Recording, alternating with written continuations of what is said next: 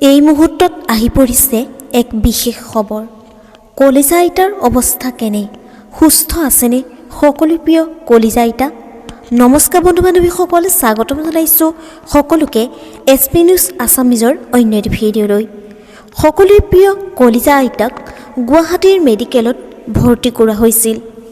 আইতাৰ বাৰ্ধক্যজনিত ৰোগত অসুস্থ হৈ পৰিছে বৰ্তমান আৰু তেখেতক ICUত ভৰ্তি কৰি থোৱা আছে।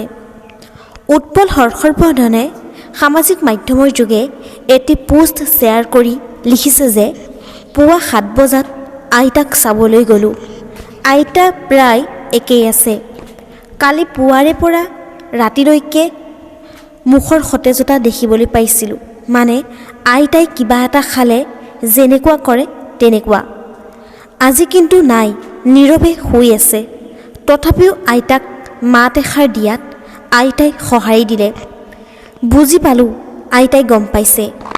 আইতাৰ হাত ভৰিত অলপ মৰম কৰি দিয়াত লৰচৰ কৰিছে।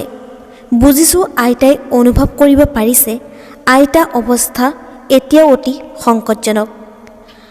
আজি 11 দিন হ'ল ICUত ভৰ্তি কৰা হৈছে। বন্ধু বান্ধৱীসকল, আপোনালোকে প্ৰাৰ্থনা কৰক আমাৰ সকলো প্ৰিয় কলিজা আইতা এতিয়াও বৰ্তমান সংকটজনক অৱস্থাত আছে, তেওঁ সোনকালে সুস্থ হওক, আপোনালোকে প্ৰাৰ্থনা কৰক। বন্ধু বান্ধৱীসকল, আজিলৈ ভিডিঅ'টো আছিল ইমানখিনিয়েই। আশা কৰিলোঁ আপোনালোকে ভিডিঅ'টো চাই ভাল পালে। তেনে লাইক, কমেণ্ট, শ্বেয়াৰ, চেনেলটো ছাবস্ক্ৰাইব কৰি কাষতে থকা বেল আইকনটো প্ৰেছ কৰি অল কৰি দিবলৈ নাপাহৰিব।